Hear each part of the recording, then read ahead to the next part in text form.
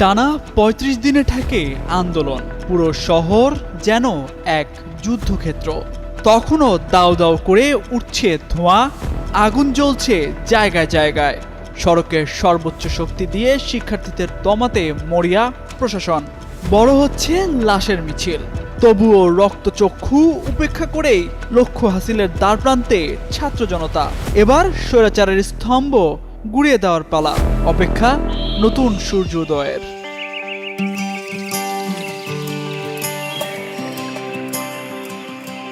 দু ২০২৪-৫ আগস্ট সোমবার, আগের দিন রাতেই ডাকা হয় মার্চ টু ঢাকা কর্মসূচি। সূর্য ওঠার আগ থেকেই রাজধানীর প্রবেশপথে সতর্ক অবস্থানে পুলিশ, র্যাব, সেনাবাহিনী, এমনকি গণভবনের আশেপাশের কয়েক কিলোমিটার এলাকায়ও বাড়ানো হয় কড়া নিরাপত্তা। সেদিনের সকালটা ছিল থমথমে। সকাল ৭টার আগ পর্যন্ত রাস্তায় নিরাপত্তা বাহিনী ছাড়া তেমন মানুষ চোখে পড়েনি।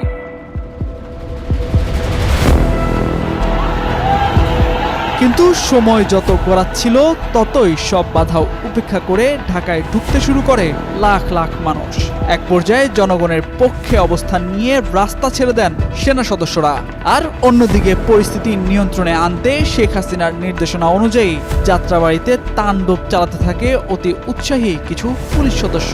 সাধারণ ছাত্র জনতাকে লক্ষ্য করে ছুটতে থাকে একের পর এক গুলি, সাউন্ড গ্রেনেড।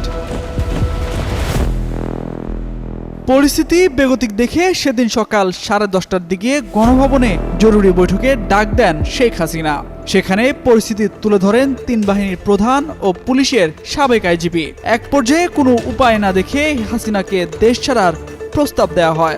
আলোচনার এক পর্যায়ে তাকে বেঁধে দেওয়া হয় মাত্র ৪৫ মিনিট। এর মধ্যেই হয় জীবন দিতে হবে ছাত্র জনতার হাতে, নইলে দেশ ছাড়তে হবে। অবশেষে বেলা ২:৩০টার দিকে বোন শেখ রেহানাকে সঙ্গে নিয়ে সামরিক হেলিকপ্টারে করে পালিয়ে যান ভারতে।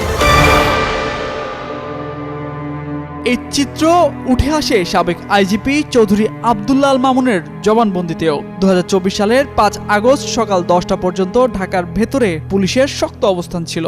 বেলা ১১টার দিকে উত্তরা থেকে লাখ লাখ লোক ঢাকার ভেতরে আসতে শুরু করেন। তখন জানতে পারেন সেনাবাহিনীর মাঠ পর্যায়ের অফিসার ও ফোর্স আন্দোলনের পক্ষে অবস্থান নিয়েছে। পরে দুপুর 12:30 থেকে 1টার মধ্যে জানতে পারেন ক্ষমতা ছেড়ে দেবেন শেখ হাসিনা।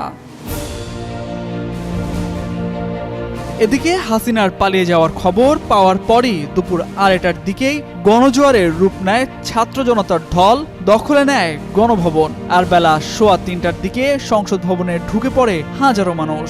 স্বৈরাচারের শেকল ভেঙে তাদের চোখে মুখে এক বাঁধভাঙা উচ্ছ্বাস। কেউ কেউ আবার খুশিতে বিতরণ করেন মিষ্টি। অন্যদিকে বিবিসির অনুসন্ধানে উঠে আসে হাসিনার পতনের ঠিক পরেই যাত্রাবাড়ি থানার সামনে ৮ ঘন্টার বেশি সময় ধরে হত্যাকাণ্ড চালায় পুলিশ। এক পর্যায়ে যাত্রাবাড়ি থানায় আগুন ধরিয়ে দেয় বিক্ষুব্ধ জনতা। সব মিলিয়ে এদিন শুধু যাত্রাবাড়ি এলাকায় মারা যান ৫৮ জন। এর মধ্যে ৫২ জন সাধারণ মানুষ ও ৬ জন পুলিশ সদস্য। এছাড়া অনেকগুলো থানা, সংবাদ মাধ্যম সহ বেশ কিছু প্রতিষ্ঠানে আগুন দেওয়ার খবর পাওয়া যায় এদিন। তামজিদ মির্জা, যুগান্তর নিউজ।